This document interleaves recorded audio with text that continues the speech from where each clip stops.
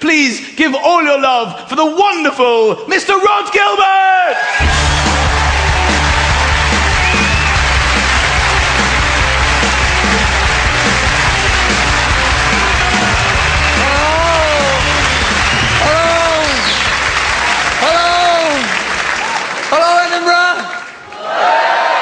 Are you well? Yeah. It's good to be back. This is the best place in the world to do comedy, isn't it? Yeah. It is, because you love a laugh, don't you? Yeah. So you love a laugh. So last year, I was staying, what's that street? With St. Mary's Street, is that the one off the Royal Mile there? And I had a first floor flat.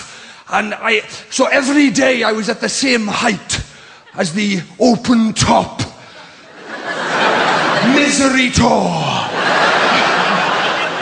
I was at exactly, when I used to sit at my window, I was at exactly the same height as the poor, miserable, sodden Japanese tourists, huddled in the wind and driving rain in their emergency ponchos.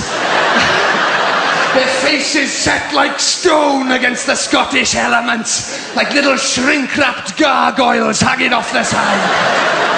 They'd open their mouths and water would spew down the side of the bus. And I was sat there, I would just get the odd word of the commentary would waft in on the wind. Have you heard the commentary? It's hilariously miserable. The odd word, the odd ancient grudge would float in on the wind, you know, like 10,000 Scots died, no. Centuries of oppression, no. I went on one a few days later, I came off like William Bloody Wallace, so I was like, come on!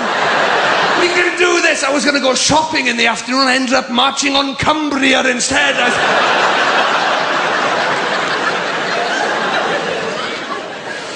Oh, it's nice to be back though. I'm staying here tonight, that's good.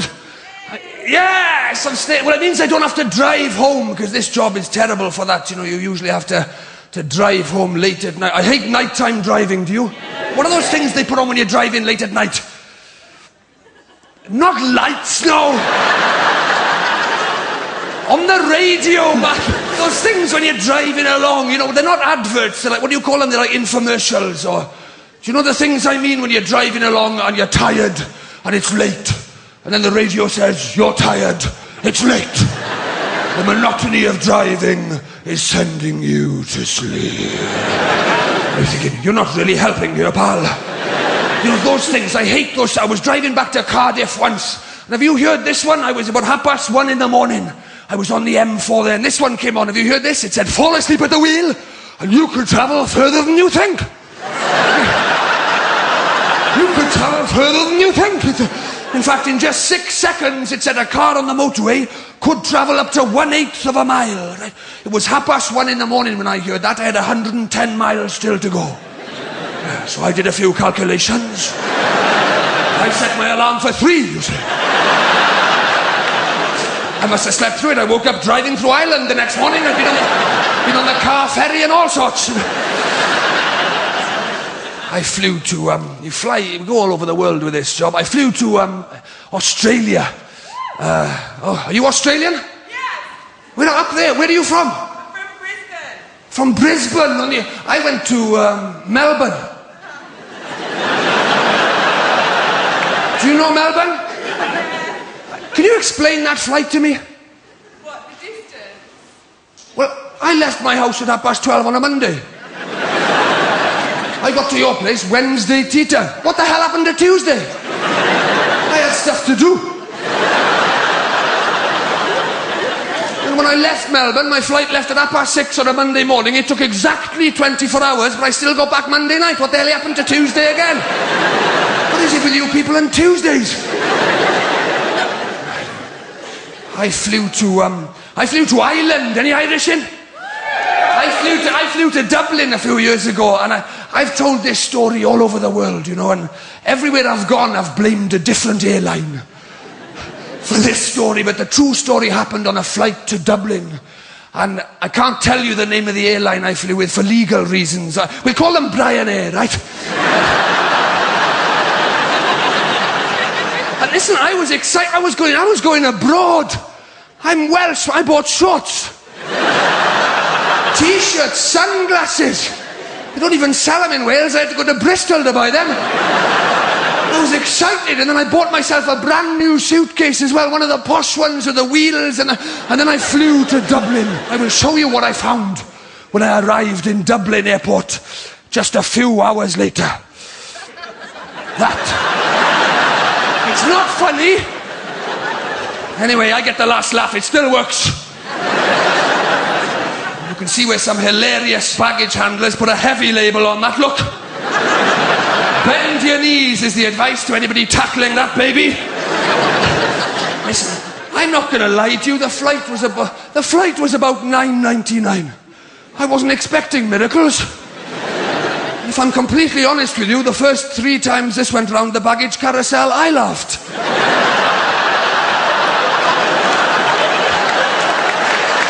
Everybody laughed the first 3 times. It was hilarious.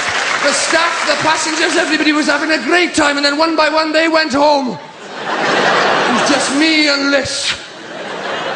I thought I could sort it out. I took this to the desk. I marched over. Thought, I'll sort this out. I didn't know what I was up against. The girl on the desk looks at me, no hint of irony. She says, what seems to be the problem? I said, mainly it's about my luggage. She said, is that not it? I said, this is some of it. Don't get me wrong, I'm thrilled to get this back.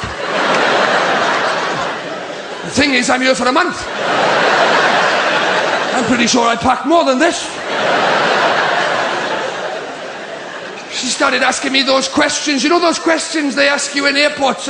I've heard these questions all over the world. They're normally perfectly sensible questions. There was no need for it. She said, could anybody have interfered with it?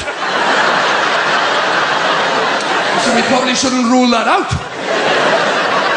She said, have you left it unattended at any point? I said, I suppose I must have. I'm not the most observant person in the world, but if this had happened while I was wheeling it through the airport, I think I'd have noticed. Surely it would have gone very light, very quickly. She said, did you pack it yourself? I thought, why? What are you suggesting? I think my mother packed for me and thought this is all I'd need. She said, we'll do a report. Don't you worry, Mr. Gilbert. We'll soon have your luggage back. I thought, good, this is progress. Do your bloody report. It was all going quite well until about question 3. She took my name, she took my address, and then she said, does your luggage have any distinguishing features, Mr. Gilbert? It's got a long black handle, if that's any use. She wrote that down. Everyone's a comedian in Ireland, aren't they? Everyone's, especially the taxi drivers, they're the worst. Because I walked from the airport to the taxi rank. And bear in mind that I didn't have a 5-minute story to tell. I just had 22 kilograms of missing shit. I wasn't looking too pleased, you know, but the guy in the first taxi, he saw me coming along with this. His eyes lit up. You could see what he was going to... It was so predictable. You could see what he could... Oh, he walks down to the back. So, pops open the boot. Oh. Typical Irish wit. He says, do you want a hand with that? No, thank you. I think I can manage. I said, if you really want to help, you can take the trolley back.